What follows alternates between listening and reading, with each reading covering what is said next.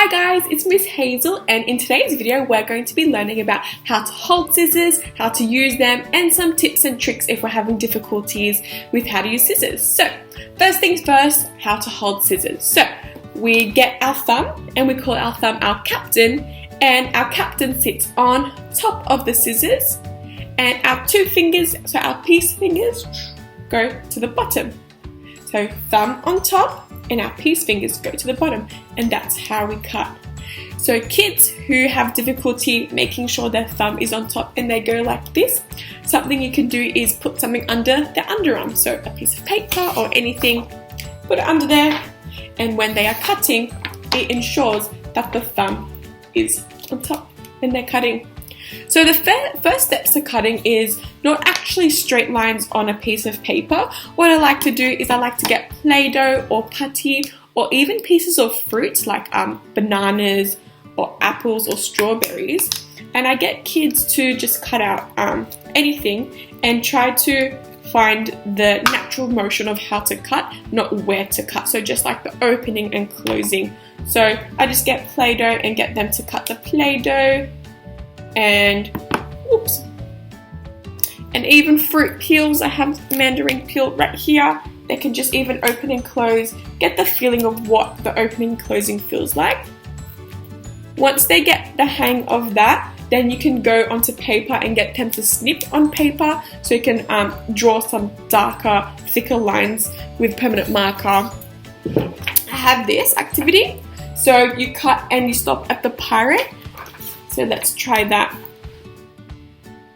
Cut, cut, cut, and stop at the pirate.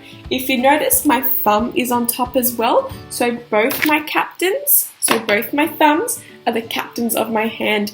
For my dominant hand, the hand that I'm cutting with, it's the captain of the scissors, and my other hand is the captain of the paper. You need to make sure that your thumb is on top.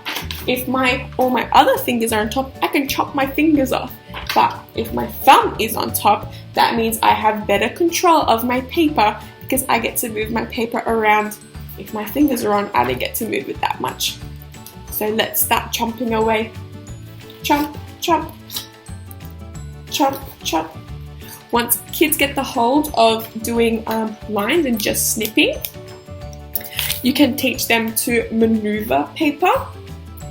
So for example, we'll do the zigzags. So cut, turn, cut, turn, cut, turn, and cut. If your kids have difficulty with turning their paper, what you can do is at every corner or at every turn, you can put a sticker there. So I'll put a sticker here and here and here, and when they see the sticker, that means turn. So I'll be cutting away. I'll be cutting away and I'll see a sticker and then I'll turn. And the last tip with cutting is teaching the cut and push method. So what that is when they are cutting, they push forward again. Cut and push forward. I see that a lot of younger kids in kindergarten and year 1, when they cut, they'll take their scissors out and then refocus, cut, and take their scissors out. So teaching the cut and push forward method makes things a smoother process. So let's try it again. Cut, open, and push forward. Cut, open, and push forward. Cut, open, and push forward. So I hope these tips and tricks helped you today. And yeah, just keep practicing and you'll get your kids will get much better. And I'll see you guys in next week's video. Thanks, bye.